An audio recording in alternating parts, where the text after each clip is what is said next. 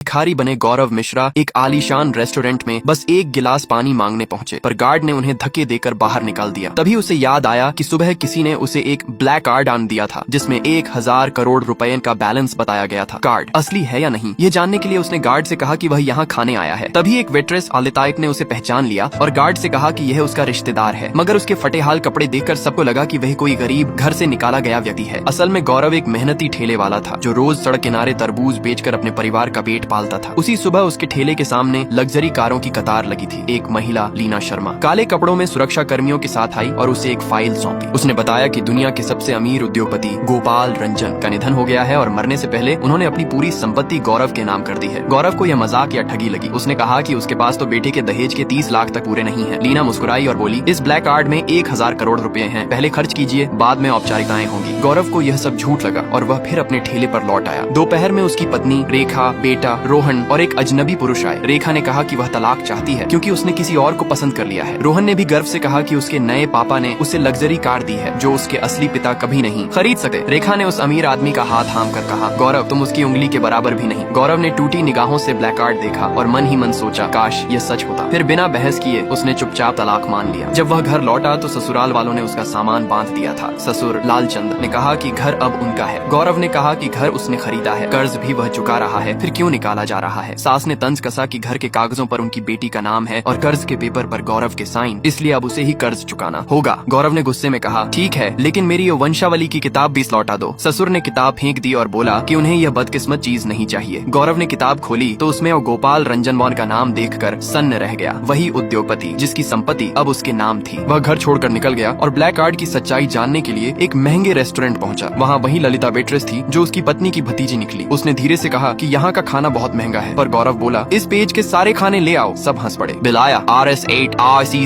5 20। Manager ने कहा, इतना बड़ा बिल चुकाओगे कैसे? गौरव ने ब्लैक कार्ड बढ़ाया। मशीन ने दिखाया ट्रांजैक्शन फेल्ड। हंसी गूंज उठी। मैनेजर ने गालियां दी और पुलिस बुलाने को कहा। ललिता ने विनती की पर उसे भी नौकरी से निकाल दिया गया। तभी गौरव ने शांत स्वर में फोन उठाया और बोला, लीना शर्मा, आपका कार्ड काम नहीं कर रहा। मैं माइकलिन रेस्टोरेंट में हूँ। उधर से जवाब आया, क्या आप वही हैं? मैं तुरंत आती हूँ। सब हंसने लगे, लेकिन गौरव जानता था अब किस्मत सचमुच करवट लेने वाली थी।